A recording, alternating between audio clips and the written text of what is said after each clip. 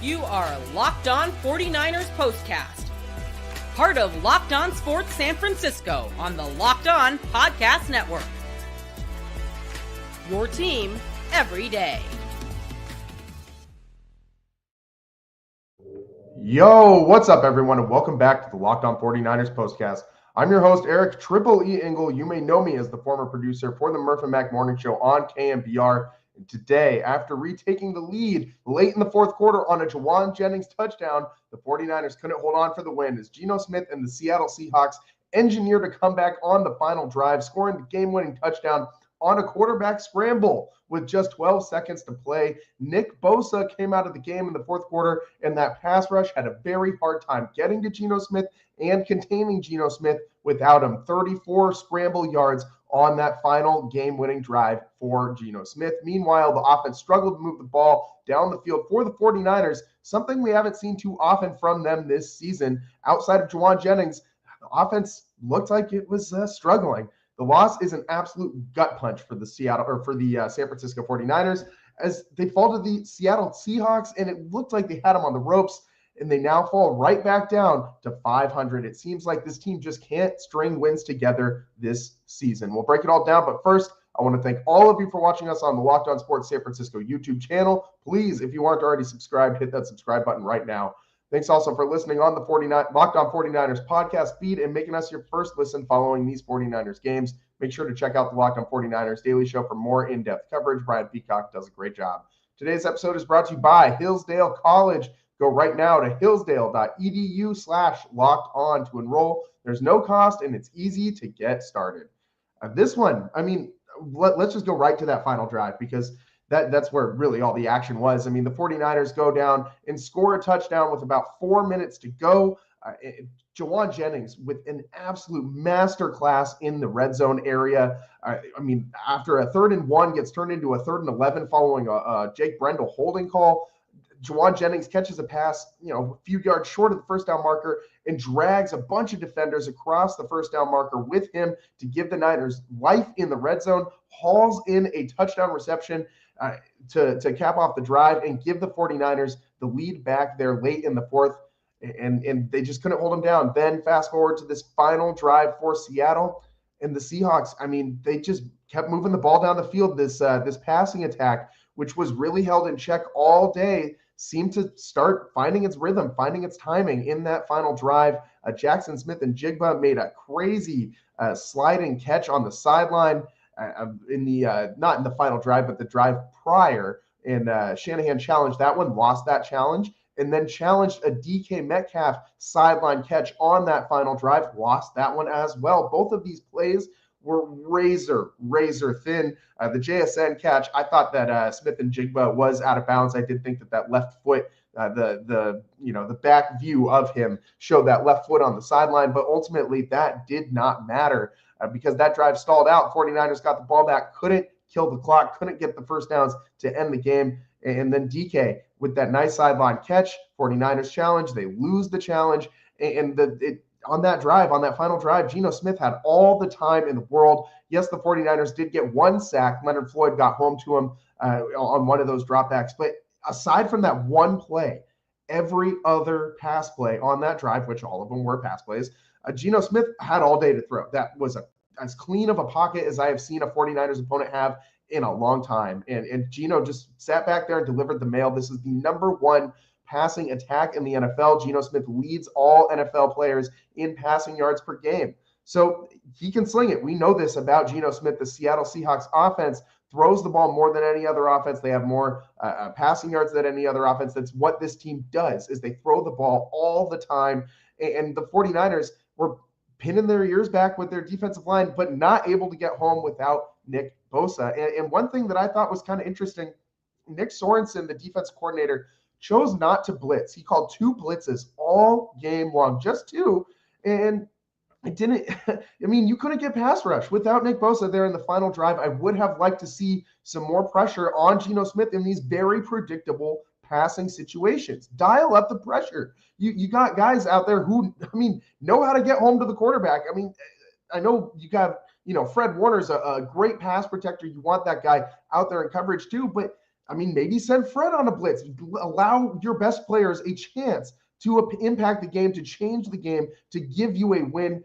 The 49ers didn't do that. They sat back and tried to just let the Seahawks beat themselves, and the Seahawks didn't. Geno Smith took what was in front of him, methodically moved the ball down the field on that final drive, and 34 yards of scrambling is really what did the 49ers in. The two final plays of that drive were two Geno Smith scrambles, and the final one getting in for the touchdown. And the 49ers didn't have any sort of contain on him. The defensive line looked absolutely gassed, could not run down Geno Smith. And you saw the shot of Nick Bosa on the sideline just groaning in agony as he looked on as Geno Smith was just scampering all over the field. And this was the worst loss of the season for the 49ers. Maybe not the worst loss. Like, there were other like the Rams loss was really sloppy. This game didn't feel like a sloppy loss, but it just felt like the 49ers got beat. And the 49ers are a much more talented team than the Seattle Seahawks. You should not just be able to just get beat by the Seahawks. I know the any given Sunday mantra and all that kind of stuff, but this 49ers team is definitively better than the Seattle Seahawks team. It is really hard to beat the same team twice in one season. It's really difficult to do in the NFL. The 49ers looked like they had that in hand today after that Jawan Jennings touchdown. And I was really encouraged by, despite the loss, I was really encouraged by the 49ers trips to the red zone today. And only had a couple of them, but capitalized on both, got in for touchdowns on both. And I really liked the play calling from Kyle Shanahan on both of these red zone trips that resulted in touchdowns.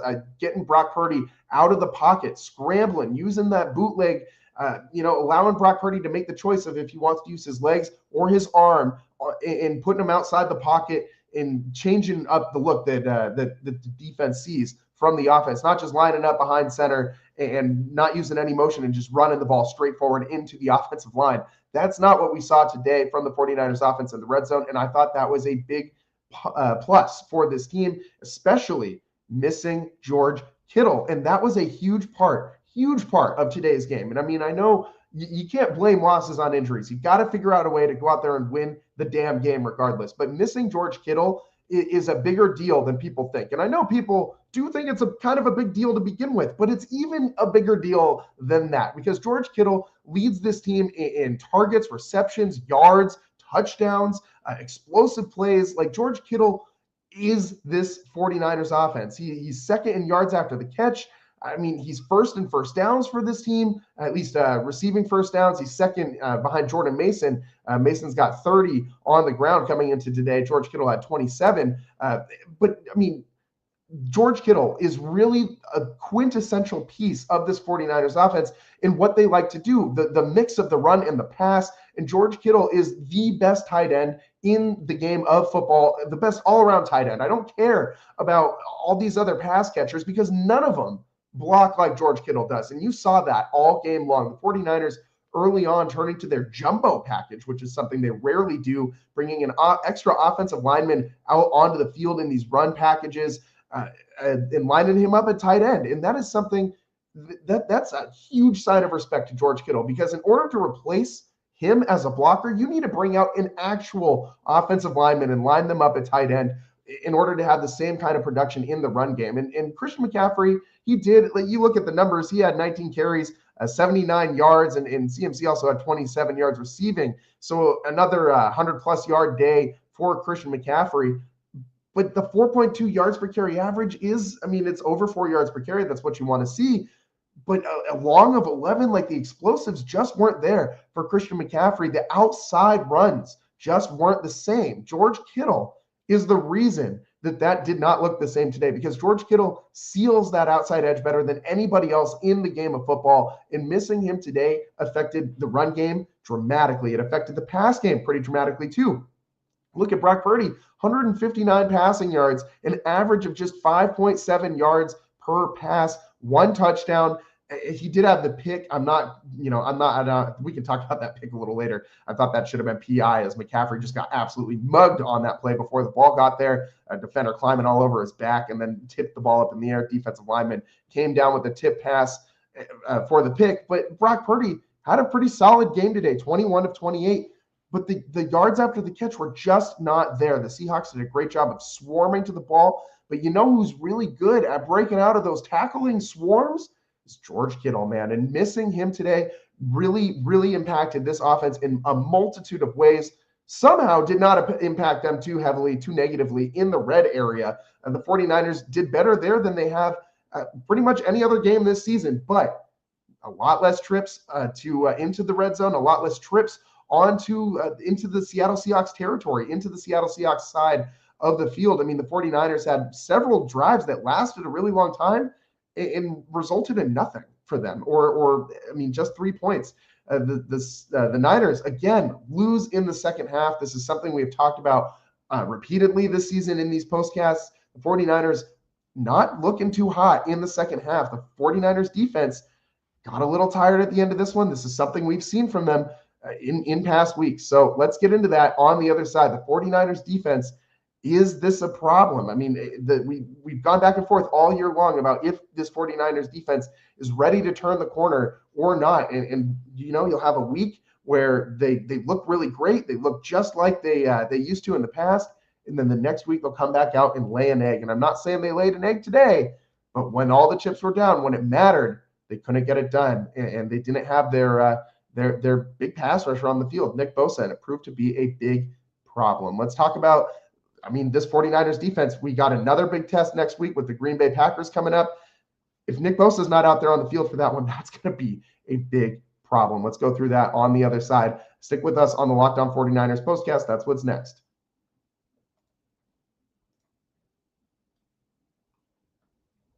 Today's show is brought to you by Hillsdale College. Our sponsor, Hillsdale College, is offering more than 40 free, that's right, free online courses, including Constitution 101, the meaning and history of the Constitution, Introduction to the Free Market Economics, The Great American Story, A Land of Hope, The Rise and Fall of the Roman Republic, and a brand new documentary-style course on Marxism, Socialism, and Communism. All of Hillsdale's courses are self-paced, so that you can start whenever and tune in wherever. Plus, you can go deeper with readings, quizzes, discussions, or just enjoy the lectures.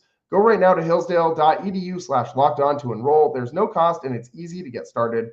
That's hillsdale.edu/lockedon to register. hillsdale.edu/lockedon. Welcome back to the Locked On 49ers postcast. I'm your host, Eric Triple E Engel, and today the 49ers, just a bad loss to the Seattle Seahawks. And going down on this last drive of the game, the 49ers defense folded. And I don't really blame them entirely because they were on the field a lot in this game. They had already made what should have been the game-defining stop. And all the 49ers offense had to do was get a couple first downs and kill the clock. They could not do that. Gave the ball back to the Seahawks, gave them one more chance to get down the field and score the game-winning touchdown, and that's exactly what they did. So for the 49ers, I mean, this defense, it's going to be a problem going forward without Nick Bosa. If you don't have Nick Bosa against the Green Bay Packers, you got Josh Jacobs back there who's having a phenomenal year, and Jordan Love can't just be allowed to stand back there and deliver the mail like Geno Smith was late in this game when Nick Bosa wasn't on the field. Jordan Love also had some success scrambling today, had a rushing touchdown for the Packers.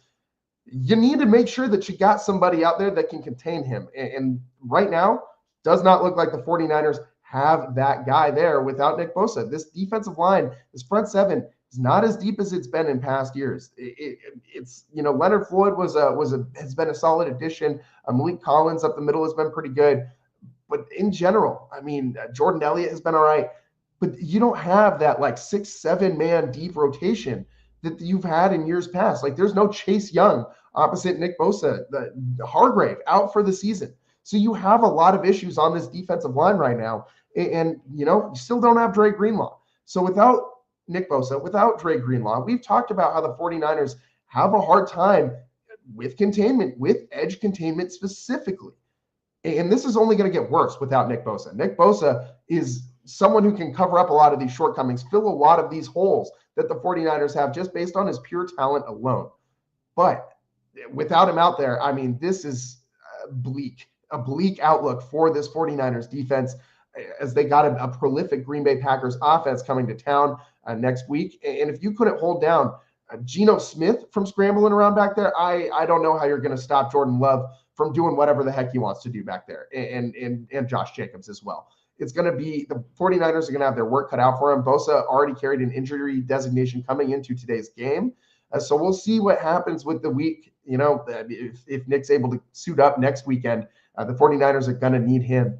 And, Dre Greenlaw getting closer and closer to making his return, another huge piece that the 49ers defense needs. But this is just kind of more of the same from what we've seen this season, where the 49ers, they start to get healthy, they get a guy back, they get a piece or two back, and then someone else goes away. The 49ers get Christian McCaffrey back, you lose Brandon Ayuk, you lose George Kittle. I mean, this has been tough for the 49ers, and now you have Greenlaw kind of almost ready to make his return, inching his way back. We've seen him ramping it up at practice, ramping up the activity, and then, Nick Bosa goes out. And this defense really can't afford to have any more missing superstars. Charvarius Ward missed out this week again. We're not going to go into his situation. It's absolutely tragic what's going on with him and his family, and all the best wishes to Charvarius Ward, to Mooney Ward. He can take as long as he needs. Some things are just bigger than football. I don't care about the state of the 49ers when he's got going on, what he's got going on in his life. He can take as much time as he needs away from the field.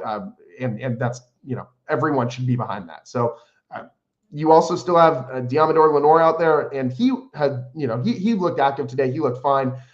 I do like what I've seen from him, and Malik Mustafa has been decent at the safety spot. I think he's a bright spot going forward, but he's still a rookie, still makes some mistakes in pass coverage, run coverage. I love the way that Mustafa, plays at the line of scrimmage. That guy hits really hard, makes some solid tackles. So that's all positive stuff.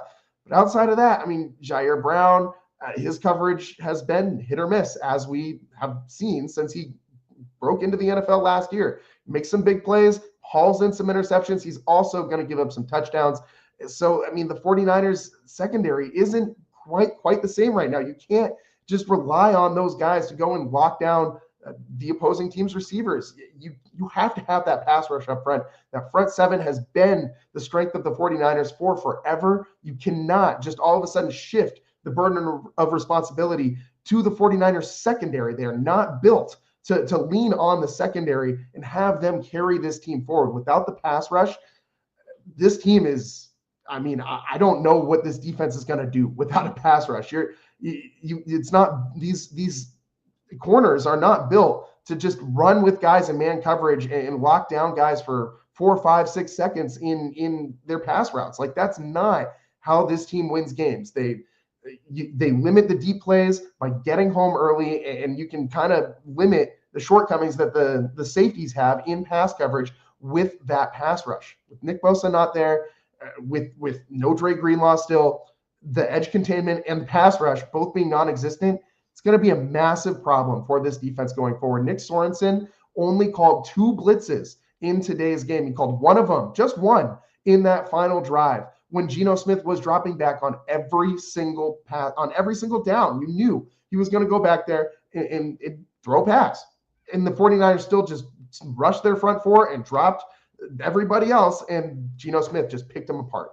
You cannot rely on the secondary to just lock down guys. That is not what this team can do. That is not the strength of this team. You need to figure out a way to engineer a pass rush. And if Nick Bosa is going to miss next week, you cannot just sit back and rush 4 repeatedly. Nick Sorensen's going to have to work on some blitz packages this week. The defensive coordinator has been just a journey since the days of Robert Saleh and D'Amico Ryans. I mean, it's been since then, really. And Steve Wilkes being the scapegoat after the 49ers Super Bowl loss last year. I'm just going to go ahead and say it right now. I kind of wish that they still had Steve Wilkes back there. I know that a lot of 49ers fans were not huge fans of Mr. Wilkes. He also was, didn't have the best relationship with the front seven, or the best vision for the front seven, more of a secondary oriented guy, the way that he schemes up his defenses. But for what it's worth, I think he figured it out towards the end of last season with the 49ers defense. And getting a new guy in here just kind of put the 49ers back to where they were at the start of last season, which was not very good. This defense feels a lot like it did at the beginning of the 2023 season, except this problem has persisted. I mean, the lack of ability to come up with a stop in these big moments. I mean, they did come up with one with about 4 minutes in the game to get the 49ers the ball back. The offense couldn't come up with the first downs to keep the clock moving.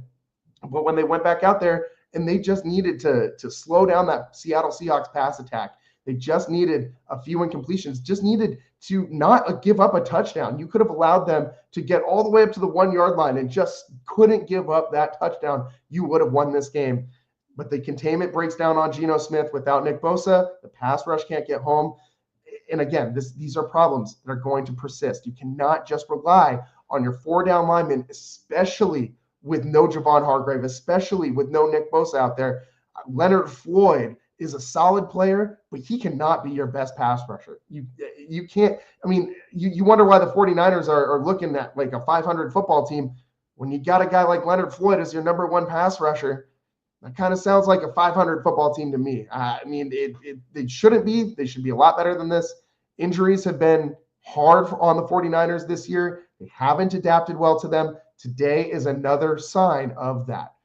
And we talked about the injuries on the defensive side of the ball. You know, we talked about George Kittle missing out on the offense and how that impacted their ability to move the ball. But there was one big bright spot for the 49ers, and that was Juwan Jennings. And for all the negativity that we've had to go through on today's show and in today's game, I want to end the show on something positive, on something that the 49ers can build on going forward. And that is Juwan Jennings to me. This guy is, I think he's showing you his value in real time. I think that Juwan Jennings, this isn't just a flash in the pan. This is his coming out party. This is him making a statement that he is a guy here in the NFL to stay and that he can be a really valuable piece of this 49ers offense going forward.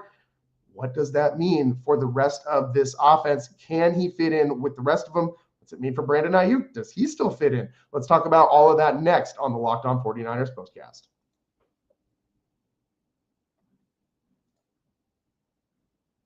Today's show is brought to you by PrizePicks. PrizePicks is America's #1 daily fantasy sports app with over 10 million active members. PrizePicks is the easiest and most exciting way to play daily fantasy sports, and unlike other apps on PrizePicks, it's just you against the numbers. All you do is pick more or less on 2 to 6 player stat projections and watch the winnings roll in. You can now win up to 100 times your money on PrizePicks with as little as 4 correct picks. You can turn $10 into $1,000. PrizePicks invented the flex play, which means you can still cash out if your lineup isn't perfect. You can double your money even if one of your picks doesn't hit. Download the app today and use code LOCKEDONNFL and get $50 instantly after you play your first $5 lineup. Again, download the app today. Use code LOCKEDONNFL to get $50 instantly after you play your first $5 lineup. PrizePicks, run your game. Today's show is also sponsored by FanDuel. Get ready to tackle the NFL action with FanDuel, America's #1 sportsbook, because right now, new customers can bet $5 and get $150 in bonus bets if you win. The FanDuel Sportsbook app gives you everything you need to place live bets on the NFL all in one place. So when you get a hunch in the middle of the game, you can check out live stats, view live play-by-play, and so much more on the same page where you place your bets. Just visit FanDuel.com to join today. You'll get started with $150 in bonus bets if you win your first $5 bet. That's FanDuel.com. Never waste a hunch and make every moment more with FanDuel, an official sportsbook partner of the NFL.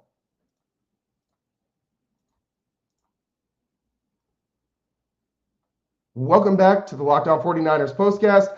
I'm your host, Eric Tripoli Engel, and today the 49ers, a gut punch of a loss, 20-17 to the Seahawks at home at Levi's. You give up the game-winning drive at home. And before we get in, I know I teased Juwan Jennings, and we'll get into Juwan Jennings in a sec, but first I got to say, Geno Smith hitting the crowd with the night-night celebration. Someone please remind Geno Smith that when you're 1-5 against your opponent like he is against the San Francisco 49ers, I don't think you can be hitting the night-night celebration. Steph Curry, 4 rings. Geno Smith, 0. So maybe pick your spots a little better. Geno Smith has never won anything in his NFL career. Steph Curry, certified champion. You can't be stealing those types of celebrations. You are not him, my guy. You are not him. So that's that for Geno Smith. I mean, solid drive by him at the end of the game. But, I mean, overall, come on. You're Geno Smith, my guy. Calm down. You're not Steph. The 49ers, they lost this game, but Juwan Jennings had a phenomenal game offensively. for the 49ers. And I wanted to highlight two things. One, the way that the 49ers just went to him out the gate, just targeted him over and over and over again in the first part of this game. And he was pretty much the entire 49ers passing offense. I mean, I think 4 of the first 5 passes that Brock completed were to Jauan Jennings, and he was just hauling them all in. Like, this guy was open even when he wasn't. I mean, this guy catches every single pass you throw his way. His hands are remarkable. The way he uses his body is awesome, both in passing routes and in the run game. Like, this guy lines up tight at the end of the line of scrimmage often, and they use him to kind of be that seal block on those outside runs. And when you pair him with George Kittle, it is a nasty combination of guys that you don't expect to be able to just dominate you at the point of attack at the line of scrimmage. And that's exactly what those two big guys do. And Jauan Jennings, big body guy. I mean, he's that possession third down receiver replacing Kendrick Bourne. We used to call it third and KB, and now we call it third and Jauan. And he has filled that role seamlessly and expanded it, because Kendrick Bourne, while he was a nice 49er, he fit in well here in his time here. Kendrick Bourne, I'm pretty sure, had a touchdown for the Patriots today, by the way. Jauan Jennings, I mean, has surpassed whatever level Kendrick Bourne was at. Jauan Jennings has been so solid for the 49ers this year, with so many question marks at wide receiver. Deebo Samuel only has 2 touchdowns, 1 receiving touchdown, 1 rushing all year long. Brandon Ayuk, subpar year even prior to that knee injury that ended his season.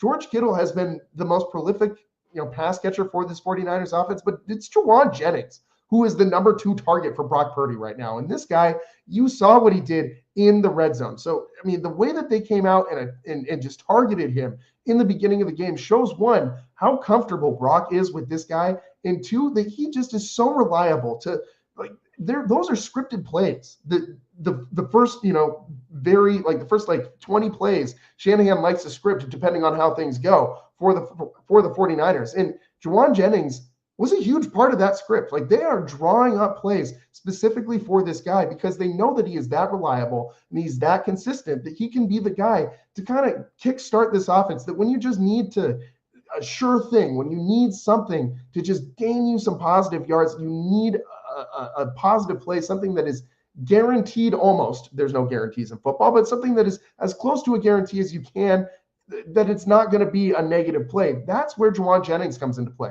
You run to his side. You use him as a blocker. You throw a short pass to him. You have him run a little hitch route, a little in route, or an out route, a little zig route. We saw him catch that touchdown on a zig, and that was a great route by Jauan Jennings. Got him wide open on that Brock Purdy scramble to the left, where he rolled out on that naked bootleg with the pass rush right behind him. And that is amazing. Like, Jauan Jennings can be a focal point for this 49ers offense. Today, he had 10 receptions on 11 targets, 91 yards, and that touchdown to go ahead in the fourth quarter. I mean, he did everything he could for this 49ers offense. And I mean, he was the lone bright spot. The rest of this team didn't do a whole lot in the pass game.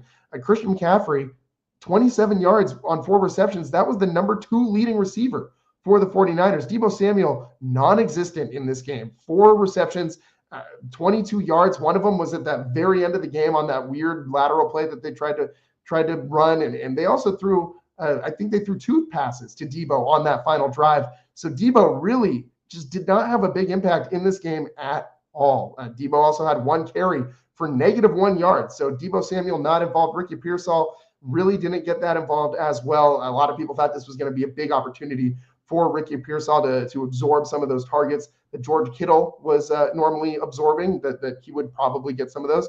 He only had 2 targets today, didn't catch any passes. So credit the Seattle Seahawks secondary. They did a pretty good job on the 49ers pass catchers today, especially Deebo, being really physical with them, not allowing them to get yards after the catch. That was a big point of emphasis, it seemed like.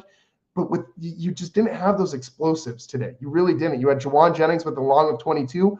No other player on the 49ers had a single gain of more than 20 yards. Next longest gain was a Brock Purdy 13-yard run.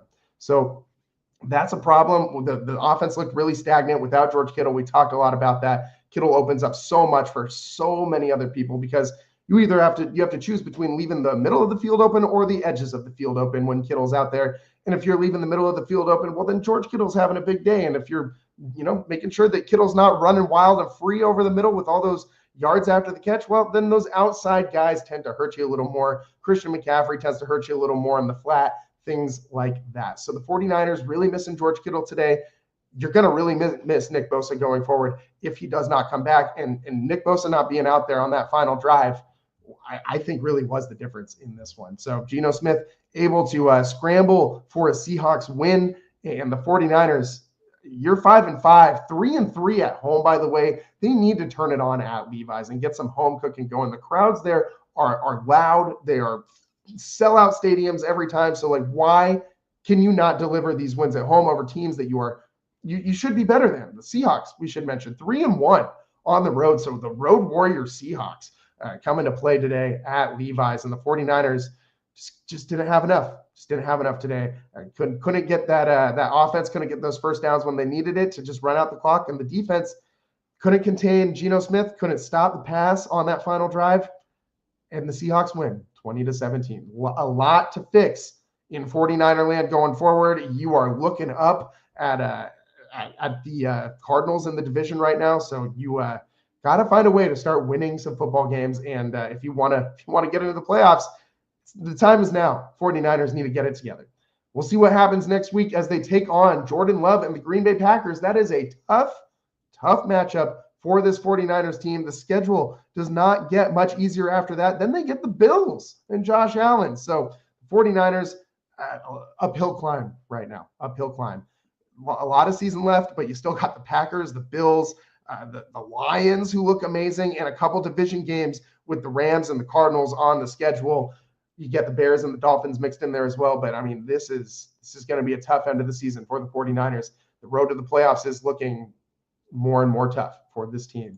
It's about all the time that we got for you guys today here on the Locked On 49ers Postcast. Thanks so much for tuning in this week. Make sure you tune in next week when the 49ers take on the Packers. And tune in tomorrow when we cover the Warriors, the Locked On Warriors Postcast. And when the Warriors take on the LA Clippers and James Harden, the Beard, will do that post-game live as well. So thanks for tuning in today. We'll see you next time. Peace.